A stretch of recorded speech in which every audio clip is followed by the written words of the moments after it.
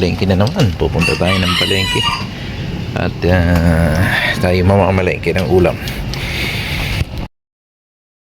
Tama po namin yung aking bunsong anak. Lalakad na kami papunta dun sa palengke. Pero siya ay bibili ng almusal. Dito po siya. Din po tayo ng almusal. Good morning, good morning.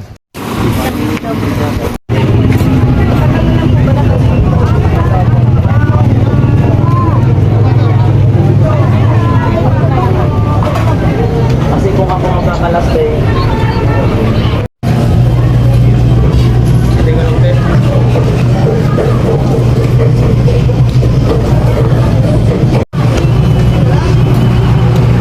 Saan yung gano'n yung Bulacan? 70 yan. Parang din ako pumunta sa ano. Ito siya. Tsaka ano. Sampagita. 50 pesos. 50 pa. Yeah, assorted mo. Okay. Dito tayo sa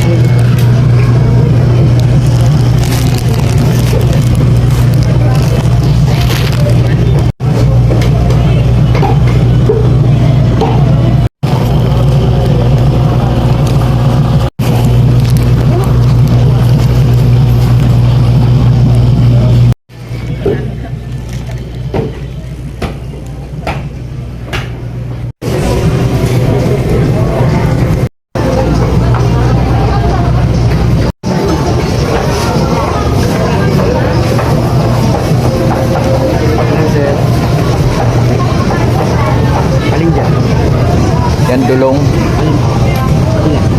Ay, kalate.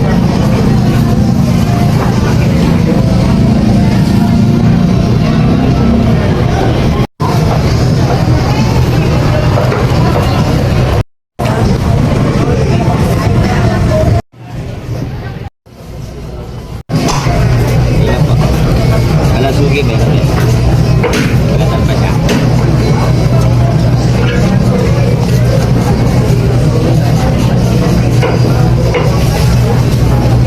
Magkano dyan sa malusog eh?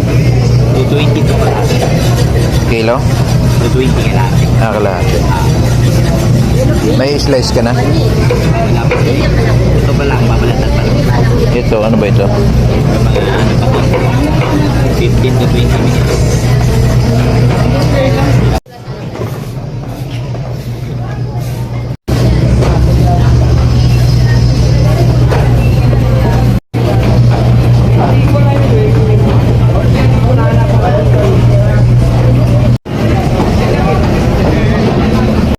Oo. Ano na yun? Tinikman muna eh, no? Kano kilo dito? 180 lang yan. Mahirap na. Tapos mabitbit yung lamisa. Ano bang ano yan, isda? Ha? Ito sa Rumulipi, ano? Yun. Ito naman, ito kala, tawag nila dyan. Kung magkukarap na isda to.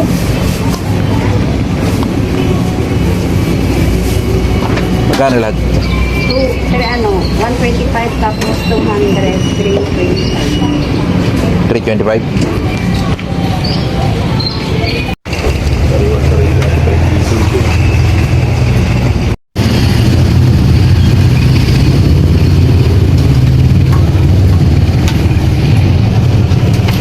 Ito sila eh. Ganun din ang mabisip.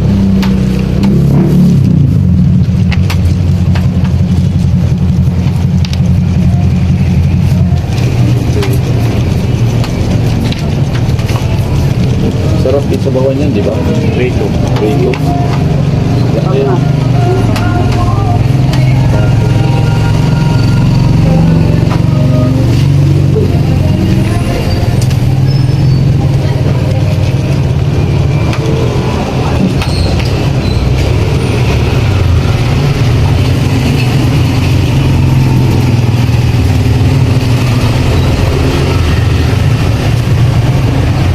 Aga pa sila.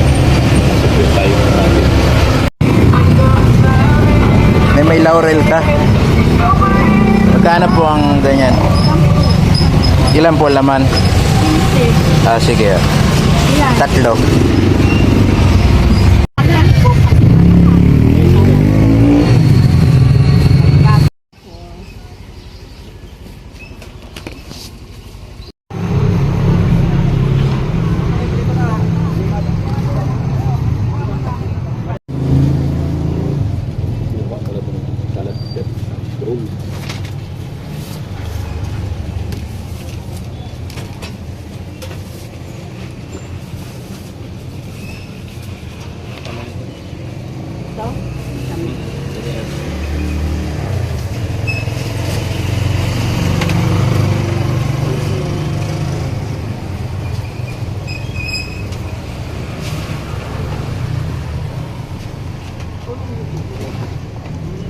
Kaya pala po tayo dito ng isdang bato yung binili natin. Ano lang po ito, yung nilagyan natin ng kalamansi, tapos may okra sa ilalim, kamatis, sinigang sa kalamansi, tapos lalagyan pa natin ng talbos yan mamaya ng kamote. Nilagay na po natin yung talbos ng kamote. Okay, ayan na po yung ating sinigang sa kalamansi, kinalamansian na isdang bato. Luto na po. Pagkain po ni Kylie Ayesa yan. Nagluluto po tayo ng Bicol Express ngayon. Yan, ito yung ating kasim na nabili. At saka ito naman yung ceiling green, sibuyas, bawang, luya. Siyempre, si Coco Mama. May bagong din po tayo dito. Yan. Gisa na tayo ng bawang, sibuyas, tsaka luya. Pinag-isa na po natin. Sabay-sabay na. Mantika, ayan. Si Golden Fiesta, kapartner natin.